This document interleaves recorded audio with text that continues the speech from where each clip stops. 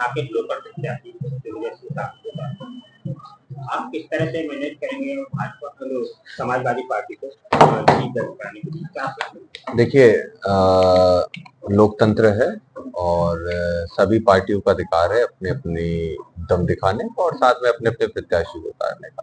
BJP ने अपने प्रत्याशी उतारे हैं और हम लोग लगातार क्षेत्र में घूम रहे हैं। मैं और आदरणीय शिवपाल सिंह यादव जी, हम लोग लगातार क्षेत्र में घूम रहे हैं। बहुत अच्छा जन समर्थन हम लोगों को सभी समाज से मिल रहा है, तो निश्चित है हम लोगों को जीत सुनिश्चित है। और आने वाले समय में लक्ष्य हमारा यही होगा कि बदायूं के अंदर जो विकास रुक गया था, 5 साल में देखिए कोई भी विकास भारतीय जनता पार्टी ने बदायूं के अंदर नहीं किया है।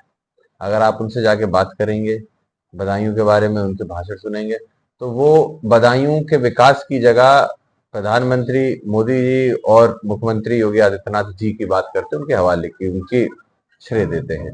तो मैं समझता हूँ मुद्दा लोकल होना चाहिए, बदायूं लोकसभा के होने चाहिए, उन्हीं को लेके आगे बढ़ने का काम समाजवादी पार्टी कर रही है। तो उनका एक बयान रहा था कि यहाँ से शिवपाल जी ने अपने जाने का मन बना दिया, इसके बारे में क्या कहना चाहिए? देखिए, ये उन्होंने बनाया। मैं समझता हूँ ये बात उनसे पूछी जाए कि उन्होंने ये बात कही है तो क्यों कही है। यहाँ पे शिवपाल सिंह जी लगातार प्रचार कर रहे हैं और मैं आपको सुनिश्चित कर दूं वो कहीं नहीं जाने वाले, बदायूं के अंदर वो रहेंगे और जनता का जो स्नेह मिल रहा है, मैं समझता हूँ उसको देखते हुए हम कहीं नहीं जा रहे, हम लोग बदायूं भी रहेंगे। उनका एक कटाक्ष था, उन्होंने कहा था कि भतीजे ने उनको लाकर यहाँ फंसा दिया है, पहले अपने भतीजे का विश्वास जीते उसके बाद बदायूं जनता के ऊपर। वो समय आपको अपने आप बता देगा। आदरणीय धर्मेंद्र यादव जी पूर्व सांसद जी बड़े भाई हमारे, परिवार हैं हमारा।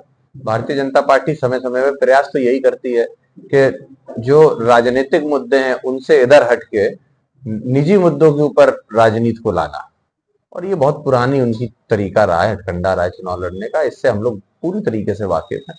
आने वाले समय में आप देख लेंगे बड़े भाई आदरणीय धर्मेंद्र यादव जी भी यहाँ पर रहेंगे, जनता से बात करेंगे और जनता से समाजवादी पार्टी के पक्ष में वोट करने की अपील भी करेंगे। तो ये सारी बातें अपने आप ही झूठी हो जाएंगी। समय समय पे उन लोगों के हथकंडे, देखिए विकास के ऊपर वो बात नहीं कर सकते, काम क्या उन्होंने किया बदायूं के अंदर वो इस पर बात नहीं कर सकते, तो इधर उधर की तो बात करेंगे। भाजपा अक्सर परिवारवाद की राजनीति करने का सफल रहा है। मैं सिर्फ यही कहूंगा कि एक तरफ आप भारतीय जनता पार्टी के जो परिवार से परिवारवाद की जो ये बात करते हैं, किस किस के परिवार से कितने सांसद ये लोग लड़ा रहे हैं देश भर में, और समाजवादी पार्टी कितने लड़ा रही है, इसकी लिस्ट एक तरफ लिख लीजिए, एक तरफ बीजेपी की लिख लीजिए, आपको पक्का हो जाएगा कि कौन परिवारवाद के बारे में जो कहते हैं, कटाक्ष करते हैं, वही कितने परिवारों को लड़ा रहे हैं, ये आपको समझ में आ जाएगा। तो इसीलिए ये सारी बातें भ्रमित करने की है। मैं समझता हूँ जनता इससे भ्रमित नहीं है। आपके समाजवादी पार्टी के राष्ट्रीय सचिव और राष्ट्रीय महासचिव सलीम शेरवानी भाषा देखने को मिली, इस पर आप क्या कहेंगे? देखिए, समाजवादी पार्टी में आज भी सदस्य सलीम शेरवानी साहब है, बड़ा परिवार है, बड़ा नाम है। वो अलग अलग मौकों पे अलग अलग इंटरव्यूज में उन्होंने आदरणीय शिवपाल सिंह यादव जी के लिए समर्थन और प्यार, स्नेह और समर्थन जताया है और हमें पूरा विश्वास है वो पार्टी से जुड़े रहे हैं। तलखियां या कुछ बातें हो सकती हैं, तलखियां नहीं कहूंगा, कुछ बातें हो सकती हैं, लेकिन वो जब दोनों नेता साथ बैठेंगे तो कोई भी ऐसी बात भी नहीं रहेगी, सारी चीजें खत्म हो जाएंगी। अभी आपने से शिवपाल यादव जी की मुलाकात की थी, क्या बातचीत हुई थी मुलाकात के दौरान? एक मांग पत्र भी सौंपा था। देखिए, वो जो बात रही, मैं समझता हूँ उन दोनों के बीच की बात थी, वो समय आने पे अपने आप बात बाहर आएगी।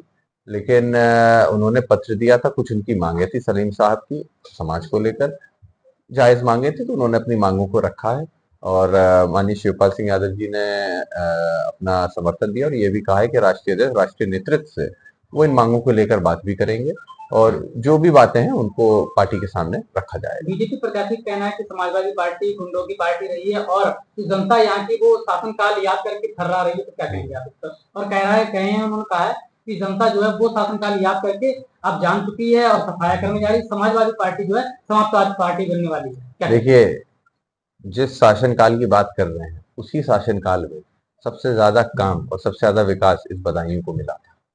ये किसी से छुपा नहीं है। आप पूरा बदायूं घूमते होगे, आप लोग पत्रकार लोग, आप लोग चप्पे चप्पे से बदायूं के वाकिफ हो।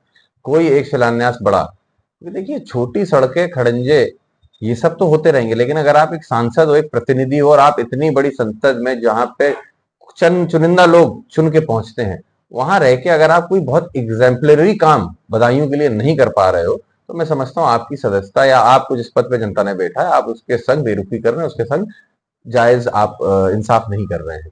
जहां तक गुंडे राज की बात की, तो आज आंकड़े जो हैं हमारे आपके सामने, कोई दिन ऐसा नहीं जाता महिलाओं को उत्पीड़न नहीं हो रहा है। गुंडागर्दी किस चरम पे भारतीय जनता पार्टी के कार्यकर्ताओं द्वारा हो रही है, ये भी हम लोग सोशल मीडिया के माध्यम से देख लेते हैं। तो ये जितनी भी बातें कह रहे हैं, जो थरथर कांपने वाली बात है, तो थरथर कांप भारतीय जनता पार्टी रही है, क्योंकि आदरणीय शिवपाल सिंह यादव जब से बदायूं आए हैं, पहले तो उनके पास प्रत्याशी नहीं था। आज जब उनके पास जैसे तैसे प्रत्याशी आया है, तो वो प्रत्याशी लगातार घूम तो रहा है, लेकिन जनता का समर्थन उनको नहीं मिल रहा है। देखिए, हार्ट अटैक से मौत है जो बताई गई है, लेकिन उसकी जांच होनी चाहिए, क्योंकि परिवार के द्वारा तरफ से, मुख्तार अंसारी जी के परिवार की तरफ से 2 दिन पहले कई सारी बातें कही गई थी, और मैं समझता हूँ पोस्टमार्टम के साथ साथ इसकी जांच भी होनी चाहिए। अगर उन्होंने, मुख्तार अंसारी जी की तरफ से ही इस बात को कहा गया था कि स्लो पॉइजन जैसी बात कही गई थी, उसके बाद उनके बड़े भाई अफजाल अंसारी जी वहां पे मिलने गए थे, उन्होंने भी इस बात को कहा था कि कुछ ऐसी शिकायत आई थी जिसकी वजह से उनको उल्टियां होना और ये सारी समस्याएं हुई थी। तो अगर ऐसी बात है, तो मैं समझता हूं कि प्रशासन को निष्पक्ष इसके ऊपर जांच करनी चाहिए, और जो सच है वो सामने आना चाहिए, क्योंकि इसके ऊपर कई सारी बातें हो रही हैं, और जनता की जो भी सवाल हैं उनका जवाब निश्चित देना चाहिए। बदायूं काफी समय समाजवादी का गढ़ रहा है, क्या लगता है वो दौर फिर से वापस आने वाला है या फिर? बदायूं समाजवादी पार्टी का गढ़ नहीं, बदायूं समाजवादी पार्टी का घर रहा है, और ये घर हमेशा रहेगा।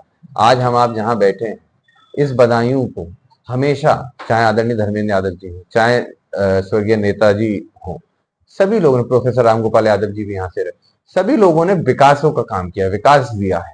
इन लोगों ने तो सिर्फ बातें की हैं, और अगर आप इनके पास चले जाइए तो वही मोदी जी और योगी जी की बात करते हैं। तो क्या मोदी जी योगी जी यहाँ चुनाव लड़ने आ रहे हैं? चुनाव आप लड़ रहे हो, जो यहाँ के मुद्दे हैं उनके ऊपर आप बात करिए। बदायूं आज रोजगार के लिए तरस रहा है, बदायूं बड़े विकास के लिए तरस रहा है, बड़ी फैक्ट्री या क्या व्यवसाय लगाओगे, इसके ऊपर आप बात करो। आप घुमा फिरा के उन्हीं चीजों पे आते, तो मैं समझता हूँ इस पे अब जनता आने वाली नहीं। 10 साल उसने देख लिया, 5 साल में जो बदायूं की स्थिति थी, जो सड़कें बनाई थी समाजवादियों ने, आज वो सड़कें भी टूट रही हैं, इन्होंने उस सड़कों को भी ठीक नहीं कर पाया। गड्ढा मुक्त कहते हैं, 40,000 करोड़ का बजट खर्च हुआ है उत्तर प्रदेश के अंदर गड्ढा मुक्त करने के लिए। अभी घर से निकल जाइएगा आप, 2 किलोमीटर बाद आपको गड्ढे मिल जाएंगे। तो ये 40,000 करोड़ कहाँ गया है? पूरी तरीके से भ्रष्ट सरकार है, इनको जवाब देना पड़ेगा, और जनता जवाब इनसे 2024 में मांग के रही। यादव का 3 दिवसीय दौरा है, क्या रणनीति रहेगी आने के बाद? सभी लोगों से मुलाकात करेंगे, और अपने सभी लोगों को जिनको लगाया हुआ है चुनाव के लिए, उन सब में और जोश भरने का काम करेंगे, क्योंकि धर्मेंद्र यादव जी वो शख्सियत हैं जिन्होंने जनता से अपना स्वयं का जुड़ाव रखा है, और वो जुड़ाव ऐसा है कि वो घर तक जुड़े हैं लोगों।